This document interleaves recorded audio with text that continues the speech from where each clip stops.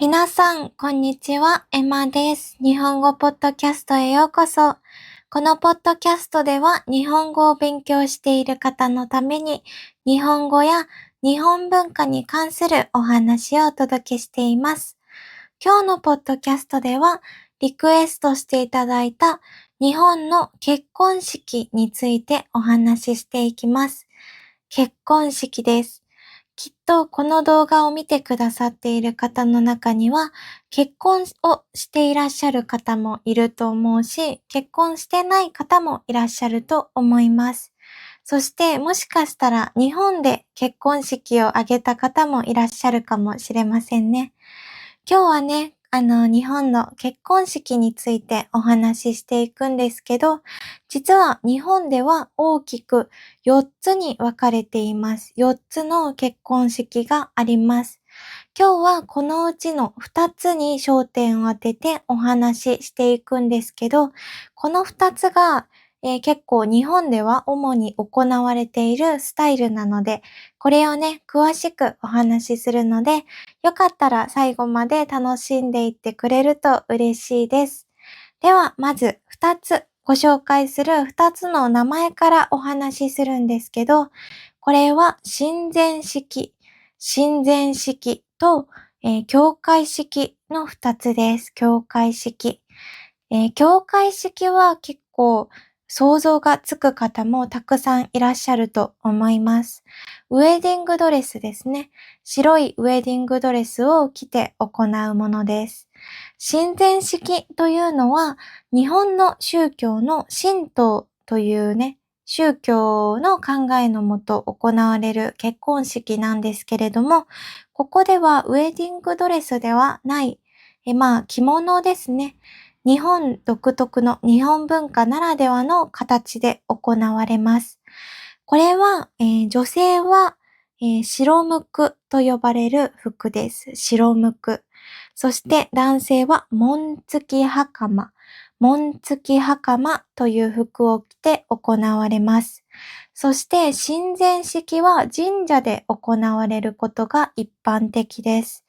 この動画を見てくださっている方、親善式で結婚式を行われた方はいらっしゃいますか？私は、誰のね、結婚式にもまだ行ったことがなくて、親戚にも行ったことがないですし、友人の結婚式もまだね、行ったことがないので、どんなものかすごく気になるんですけど、きっとね、私の友達は、ウェディングドレスを着る方がやっぱり多いんですけれども、すごくね、親善式が気になりますね。やっぱり日本文化ならではの楽しみ方というか、そういう形かなと思うので、すごく興味があります。そして、親善式はですね、日本の伝統、心を大切にした結婚式なんですけれども、これが広まったのは1900年です。1900年がきっかけなんですね。これはね、大正天皇がご結婚された時に、あの、この親善式で結婚式をされたんですけれども、これがきっかけでどんどん広まったと言われています。で、1960年代は親善式が一般的というか、親善式が一番人気だったんですけれども、1970年代からは今最も人気な教会式がどんどん広まってきました。これはですね、ウェディングドレスですね。ウェディングドレスを着て行うものなんですけど、海外でも皆さんの国でもかなり多いんじゃないでしょうか。皆さんの国ではどんな結婚式が一般的ですか？どんな服を着て行うのか、ぜひ教えてくれるとすごく嬉しいです。でね、あの、一つ、ここで、ご紹介というか、ちょっと海外と違うところなんですけれども、日本ではそういったウェディングドレスとかを買わないんですね。買わないです。レンタルが一般的です。皆さんの国ではどうでしょうか？きっとウェディングドレスを買って、そしてまたその子供にそれを着てもらうっっていう流れになっているところもすごく多いんじゃないかなと思うんですけれども、日本では一般的には買わずにレンタルします。借りて着るんですね。そして他にも、日本以外の国とは違うかなと思うのが、両家の顔合わせというものが結婚式の前に行われます。結婚する前に新郎新婦の家族が顔を合わせるんですね。お食事をしたりして、お話をしたり、しっかりとお互いのことを知り合うために行われるものです。皆さんの国ではこういうものがありますかね？両家の顔合わせ。自分自身の両親と、彼とか彼女とか恋人のですね、両親が顔を合わせる儀式というもの、儀式というか、機会があるんですけれども、皆さんの国でもこういうものはありますかね？そしてですね、他にご紹介したいのが、ご祝儀文化です。ご祝儀文化。皆さん、ご祝儀ってわかりますか？ご祝儀というのは、結婚式の日にですね、現金を包んで持っていくんですけれども、これもね、結構日本独特な文化かなと思います。一般的に友人、友達の結婚式に持っていくのは3万円くらいと言われているんですけれども、3万円の現金を包んで持っていきます。皆さんの国ではこういったご祝儀文化ありますかね？ご祝儀っていう言葉、多分初めて聞いた方がすごく多いと思うんですけど、日本の結婚式では一般的な文化なので、ぜひね、知っておいてもらえると嬉しいです。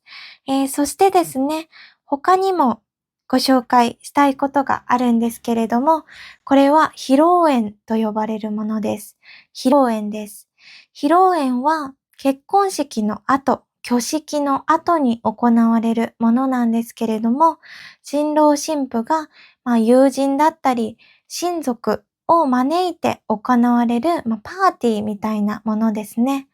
ここでは、主催者の、司会者ですね。その二次会というか、その披露宴を主催する人がスピーチをしたり、あとは新婦ですね。お嫁さん、新婦さんがスピーチ、手紙を読むんですね。自分自身の両親、親に宛てて手紙を読みます。こういったことも行われるのが披露宴です。そして披露宴ではもう一つすごく魅力的なものがあるんですけど、ケーキ入刀という言葉知っていますか？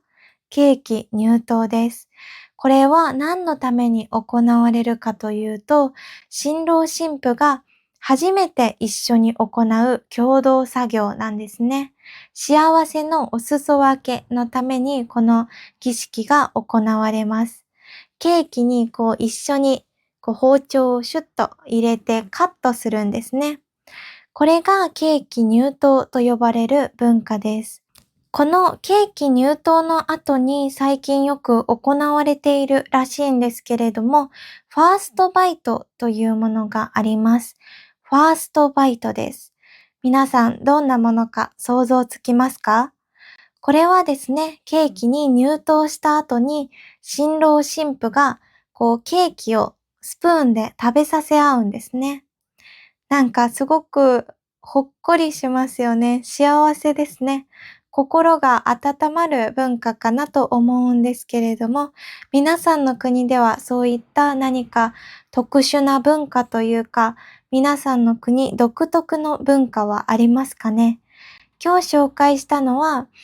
ほんの一部なんですけれども、日本のね、結婚式で行われる日本独特な文化がたくさんあったと思います。皆さん気になるものはありましたか？きっと日本文化に興味を持っていらっしゃる方の中には、いつか結婚式をね、日本で挙げたいと思っている方もいらっしゃると思うし、それこそ今日紹介した白むくや、あと、男性が着る紋付き袴を着てみたいといいう方もね、たくさんいらっしゃると思うんですけど、もしね、日本で結婚式を挙げるとなると、本当に本当にいい思い出になると思います。なので、もし興味がある方は、ぜひね、一度調べてみてくれると嬉しいです。私はまだ結婚式にね、行ったこともないので、全然詳しくは知らないんですけど、今日こうやって動画を作るためにですね、たくさん調べたんですけど、本当にね、幸せになりました。たくさん幸せな文化が多くて、なんかいいですね。ほっこりしますね。皆さんの国でももしこういう文化があるよとか、私の国ではこういう服を着て、こういうドレスを着て結婚式をするよとか、皆さんの楽しいエピソードとかもコメント欄でお待ちしているので、よかったら何でも教えてください。今日はこんな感じで日本の結婚式についてお話ししたんですけれども、いかがでしたでしょうか？何か興味深い話はありましたか？今日もね、リクエストしていただいたものです。本当にありがとうございます。もしよかったら皆さんも気になる話や気になる日本文化があることがあったら、もしね、よかったらコメント欄で教えてください。